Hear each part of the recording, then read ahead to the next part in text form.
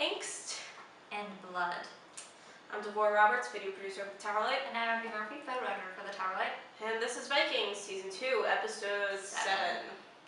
And we called it Angst and Blood because this episode, like Daenerys Targaryen, Ragnar took what he needed with angst and blood.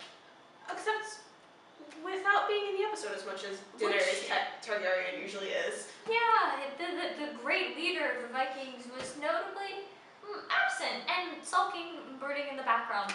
Occasionally in the bath with his son. That was kind of creepy. I mean, not with his son, but his son was there. Yeah, bath time. Families were closer back then. But let's start out with the angsty part. This episode opens up with Floki. Yeah, it's like everybody realized on Vikings that, whoa, people love Floki season 1. Like, I love Floki season 1. Frankly, I've only liked him in season 2, but then all of a sudden I'm like, crap, we need more Floki. Well, we haven't seen him since like episode 2 really of season 1. But he got injured. Oh yeah, in season 2, but like even that, like season 1. Besides that, in season 1 he was a main character. This season, not really.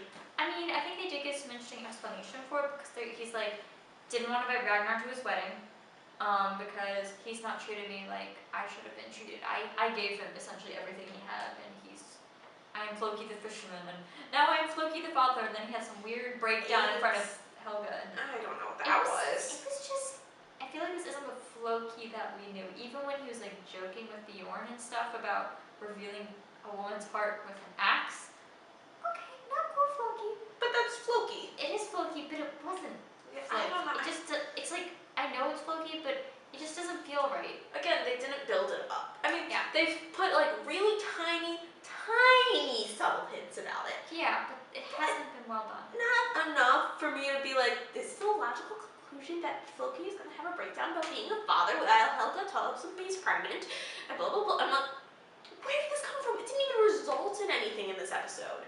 Yeah, we had interesting parallels with the wedding between Judith and Alwulf on the English side, and then we had the wedding of Helga and Floki.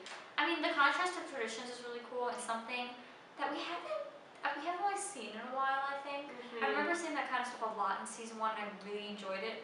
But here, with the kind of tone they're setting with this season, it seemed kind of off. Mm-hmm. I don't know. I expected something to actually come out of the weddings, but... Yeah, like Game of Thrones style. I was like, alright, okay, did you see Game of Thrones? Be like, so I heard you like weddings. So we're gonna give you some weddings. But then... But nothing. It's just, weddings, I know, especially on the English side with all that stuff, is alliances and everything. Yeah. But, so it is interesting to see that they're actually following through on their alliances, whereas Ragnar... kind of screwing up with it a lot. Speaking of alliances, Lagartha, you've done what we wanted you to do. He came back. That was definitely the highlight of the episode. But it felt really out of place.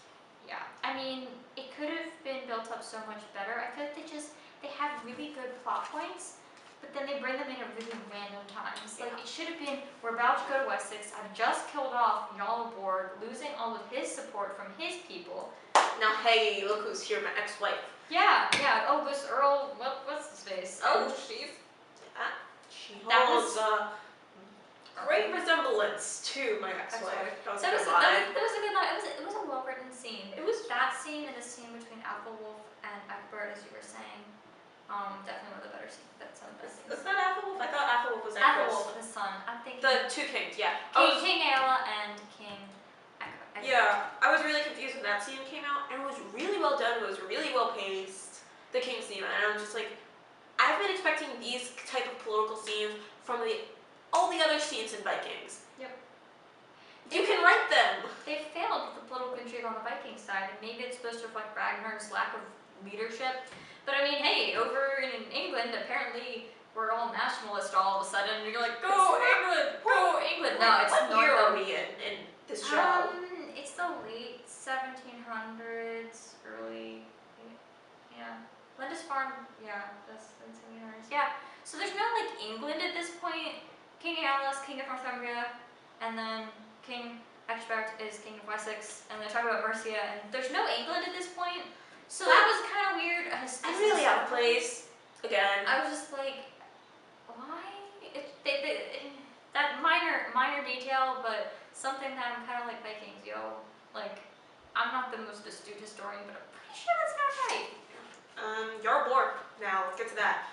I had a really big problem with this plot. I've always had a big problem with this plot. He's boring. He never has enough scenes to actually build a character.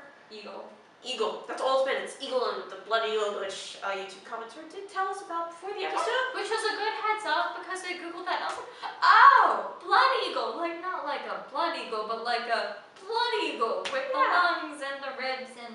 But I swear that, like, they built up a lot of this episode. Maybe I just missed something, because I seem to do that a lot, that he was going to get out of it. Yeah, King Hork was coming and visiting him. Bjorn visited him at one point. I gave him food. Yeah, here, have some bread. Did you misplace, like, the scene you were supposed to put in there in Final Cut or something, or whatever editing program you guys use?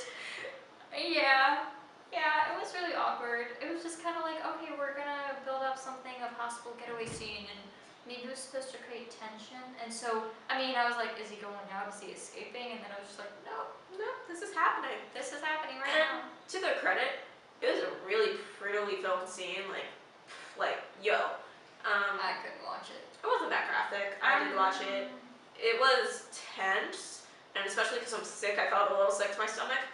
So, Yeah, I just didn't want to watch that. yeah, it wasn't something that added anything, but it was accurate, at least. Yeah, I give them that. It's just, I've had a problem this season with the kind of, what I feel is semi-unnecessary violence. Yeah, I agree. I think they're going, like, it's like Game of Thrones. I have a lot of problems with it as a show, especially its violence towards women and such, but when the violence is there, like scenes like the Red Wedding, it's there for a reason, it's there for a plot point. And there are consequences and there are reasons for what happens. But in this show, I just have no idea this whole season where they've been going. I still don't either. But, unless you have anything else to say, I'd say let's wrap it up.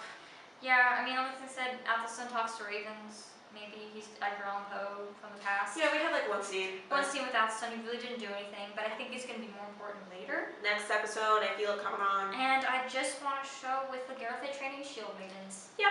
I would prefer that Boot over camp. Christmas. Little Oh Gartha. my god, I would go to that boot camp. Anyway, if we're great, I'd give this episode, I think a B-. Yeah. Yeah. It's solid content, not so solid plot. Solid cinematography as always. Cinematography is gorgeous. Solid Acting is wonderful, but I just don't know where the show's going, and I'm hoping every week I'm hoping we'll get there a little closer. I think next episode is going to be pretty good because everyone seems to be focusing in on Ragnar from the preview. Finally, that should have been what's going on. But anyway, we'll see you then, and let us know what you thought below. See ya.